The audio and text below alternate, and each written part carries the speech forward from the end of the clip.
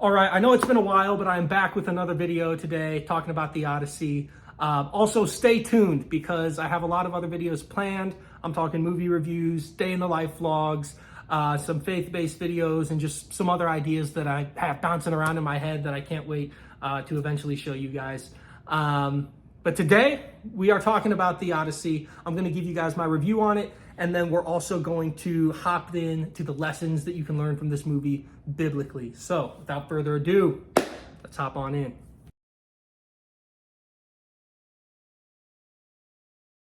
Okay, so first, my just review of the movie. I thought it was phenomenal. Like, this has been an incredible year for movies, but at the point in time of this recording, this is my favorite movie of the year. I know Spider-Man comes out in like a week or two, and I can't freaking wait for that. But as of right now, this is my favorite movie of the year. All right, there's so much good I can say about this movie, but I'm just gonna start with the way it was made, because the way that this movie was made is what allows the story to feel as like compelling as it does, in my opinion. Christopher Nolan directed the movie, in my opinion, one of, if not the best directors of all time. And you give him a $250 million budget and he does not use CGI at all. Like there's a scene in this movie where they fight like this giant like Cyclops monster, and it's real. Like, they used like a 60-foot like manually controlled puppet in order to film the scene. There was no, like, it wasn't a computer generated puppet or a computer generated monster or anything like that. Like, it was actually real. There's a scene in the movie where like these people come up from underneath the ground. So like they're literally like, they're like buried underground and they come up from underneath. And Christopher Nolan, while filming that movie, he actually buried the actors and gave them snorkels, and they had like a whole security team and all that stuff. And like, it was all real, you know what I mean? So like the people literally were coming up from underneath the ground and stuff like that. All the scenes that you see where they're in the water or on a boat were actually filmed in the Mediterranean Sea. They had like stunt doubles and all this crazy stuff that they did to make the giants actually appear like they were actual giants. Like, it's just incredible the lengths that they went in this movie to make sure it was done practically and without computer generated images. And it worked perfectly. So because of how well the movie's made, I believe that's what allows the story to work as well as it does. Story-wise, it's about Odysseus's long journey back home after victory at the Battle of Troy, and his family trying to decide, you know, whether or not they should move on because they don't know if Odysseus is dead or not, or trying to figure out if they should continue to wait for his return, which they don't know is, you know, if that's guaranteed or not. But yeah, like I said, it's about his journey home and all like the different crazy encounters that he has on the way back home, all these different challenges and battles and things that they run into to basically prevent him from going home, that he has to, you know, fight through and make hard decisions. And, you know, he has his men that he's trying to lead. And the movie just takes you on, because like I said, how well the movie's made, you just feel like you're on this journey with Odysseus. And I know that sounds cliche. I know people say that about all these movies, like, oh, you just really go on a journey with the characters. But like, no, in this movie, you really feel, especially if you see it in IMAX, which I did, you really feel like you're on the journey with Odysseus. And you know, you don't know what's going to happen next. The suspense, you feel the suspense that the characters in the movie feel, and all that. And it just all works so well. You know, a movie's good when it's 3 hours long, and by the time it's over, you're sitting in your seat like, I could do more. Not even necessarily like, oh, the movie ended too quickly, but it doesn't drag. Like, it does not feel every bit of 3 hours. You sit there from start to finish of the movie, and by the end of it, you're like, man, if they wanted to keep telling the story for an hour, I could sit here for another hour as they told the story. So no, it all works so well. If you haven't seen it, I highly recommend seeing it. Like I said, I think it's my favorite movie of the year thus far. I gotta give it a 9 or 9.5 out of 10. There's not a lot in this movie that I don't like. I know there was some controversy around the casting of Ellen Page. Some people thought she was playing Achilles. She does not play Achilles. Achilles is not even in the movie. I forget the name of her character, but does not have a lot of screen time at all. I think someone else definitely could have played that character. I mean, it's a bunch of like masculine warriors, so she kind of stands out because she's not masculine. That being said, it was not as big of a deal as people were making it, because she does not play Achilles and she doesn't have a lot of screen time as it is. But yeah, like I said, overall, go see the movie. It's incredible. You won't regret it.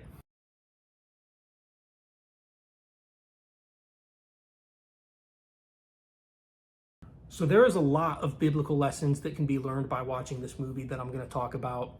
But the first, and I think one of the biggest ones, comes towards the end of the movie, where it's just, this whole movie, Odysseus has been trying to get back home, but he's been doing it his way, right? He's trying to get back home. He's trying to get his men back home. And every decision to get back home, Odysseus makes. It's his way. He doesn't listen to the advice of his fellow soldiers. And quite frankly, as the story keeps going along, he keeps making all the wrong decisions. And he's getting his men killed, and he's putting them at danger, and it just seems like he's getting them farther and farther from coming home. And eventually Odysseus, he's stranded by himself on this island with this one girl, and at the end of the movie, she tells him, she says, "Stop fighting, give up control, and let the waves take you home." So he builds this super small raft. He gets on the waves and he just lets go of control. He stops making the decision and he just trusts. And the waves, they get a little shaky, but he's on the raft, and next thing you know, he wakes up at home. Now, how many times do we do this in our own life, where we have a goal we want to achieve and we try doing it without the help of the Most High? The God of heaven is willing to help us accomplish our goals as long as it's his will. And whether it's intentional or not, we push him to the side and we carry all that weight on our shoulders. We selfishly leave it all up to us. We ignore his help and we try doing it all on our own. And then we get frustrated whenever something doesn't go right, which things are bound not to go right eventually. When something doesn't go right, we get frustrated, and we're just carrying all this unnecessary weight. So it's like, I see this scene in the movie and I'm applying it biblically, where it's like, in our lives, there's so many times where we need to humble ourselves and give up our selfish control and just give it to Yah, give it to the Most High, and allow him to help us through it, and allow his will for our lives and his plan for our lives to be done. So that's, when I saw that scene, that was like the first thing I thought of. In the Bible, it says, "There is a way which seems right to a man, but its end is the way of death." Let God lead the way. So another biblical lesson to be learned in this movie comes at a point where Odysseus and his crew have to sail past what in the movie are called sirens. And they're basically like these seductive women-like creatures that sing this song that basically tempts you with all the things you want in life. But it's a trap is what it is. So all the men on the crew have to put like beeswax in their ear and all that stuff so that they don't hear the song. Besides Odysseus, he can't. So he has to tie himself to the ship so that he doesn't hop overboard and swim towards the sirens. But as this sequence is taking place, one of the crew members, either, I forget if the wax fell out of his ear or if he took the wax out of his ear. But basically, he jumps overboard and tries to swim to the sirens. Obviously, like I said, it's a trap, so he dies.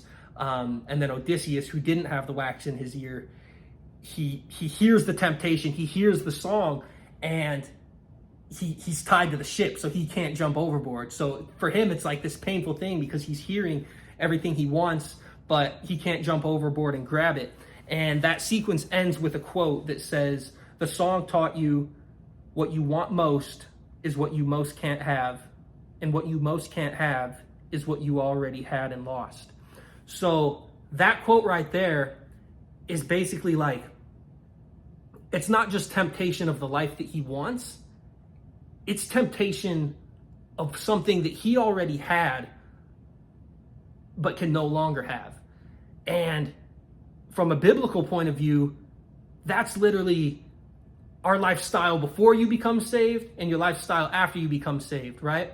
It's like you're living a lifestyle of sin, you're finding pleasure in sin, taking pleasure in all these things that aren't of God. And then you become saved, you become transformed, you become renewed, and now you're a new person, right? You're living a holy life, a set apart life. And when I look at that scene, it's almost like telling you not to look back and not to be tempted by the life that you once had, by the sin you once took pleasure in. The difference between, and I saw this part I saw in, I forget the name of the guy who broke it down in the video, but he pointed this out in a video where it was like, the difference between Odysseus and the guy who went overboard is that Odysseus made sure he was tied to the ship. The guy who went overboard was not tied to the ship. So biblically, are we tied to God, or are we saying that we're saved by God, but we're not really tied to God? Therefore, at any point, we can just jump overboard back to our old sinful lifestyle. And that's deep. Like that's really deep. So that's another biblical lesson to be learned by watching the Odyssey. So the third biblical lesson I learned in this movie can actually be learned from Penelope, Odysseus' wife. And the Bible says, "He who finds a wife finds a good thing." And in this movie, Penelope is a very good wife. She doesn't know if Odysseus is dead or not. He's been gone for, I believe, 7 years, 10 years, something like that. And she has no clue whether or not he's alive. She has no clue whether or not he is returning home. But she stays loyal to her husband throughout the entire movie. There's men in the movie who try and tempt her, who try to kiss her, who try to get her to break her loyalty to Odysseus and give up on him. But she continues to wait for him to come home. I mean, the most famous Bible verse about love is 1 Corinthians 13, right? Love is patient, love is kind. And then it also talks about how love always protects, it always trusts, it always hopes, always perseveres. And it talks about how love never fails. Wow, excuse me. I'm like over here getting all tongue twisted up here. But she is patient in this movie. She does persevere in this movie. And in the end, love does not fail in this movie because through everything she went through, she is reunited with Odysseus at the end, obviously. And she does not break her loyalty to him amidst everything that she went through. So he who finds a wife finds a good thing, and love is patient, and love never fails. Okay, so the last one isn't really a biblical lesson, but it's more just something to be cautious and aware about. Obviously, the Odyssey, it's a Greek mythology story, right? And even though that's fiction, even though Greek mythology is fiction and Greek gods aren't real and stuff like that, a lot of the entities, if you will, or the things that they encounter in this movie, historically from a biblical standpoint, are very real things. So for example, they encounter a witch in this movie. And the Bible says many times throughout not to mess with witchcraft, don't play with witchcraft or partake in witchcraft, because that's a very real thing that you want to avoid, right? If you go back in the Old Covenant, in this movie, there are real giants in this movie, right? So they fight giants in this movie. And obviously in the world we live in today, there are no real giants. But like I said, biblically speaking, if you go back and read the Old Covenant, if you go to Genesis, there was a time where giants like that existed, right? Like that is a real thing. That's, even though this movie, the Odyssey, is fiction, like I said, biblically speaking, giants once did exist. That's a real thing, and nothing to like, not something you should idolize. You know what I'm saying? And then obviously, I told you earlier about the sirens, like the seductive women-like creatures. This is still something that's real today. Not sirens, but Jezebel spirits, like seductive demons and fallen angels that can manifest in people, manifest in your life if you're not careful, if you don't put on the whole armor of God. So that's something to be aware of. And then obviously, like I said, it's Greek mythology. So they talk about Poseidon. They talk about some of these other Greek gods, which obviously just know there's only one God, our Father who is in heaven. He's creator of heaven and earth, creator of the universe. And Poseidon, he's not real. All these other Greek gods, they're not real. They're wannabes that don't even come close to the glory and just true power of the one true God in heaven. So that's all I got for this video. Thank you all so much for watching. Seriously, y'all bless you all. And like I said earlier, stay tuned because I do have more videos on the way. More movie reviews, more football related videos, day in the life vlogs. I'll do some faith-based videos, and then like I said, just I have other ideas for different types of videos I'm going to do. It's just, you know, a matter of when I am able to make those. So I love you all. Thank you all so much for watching. God bless you all.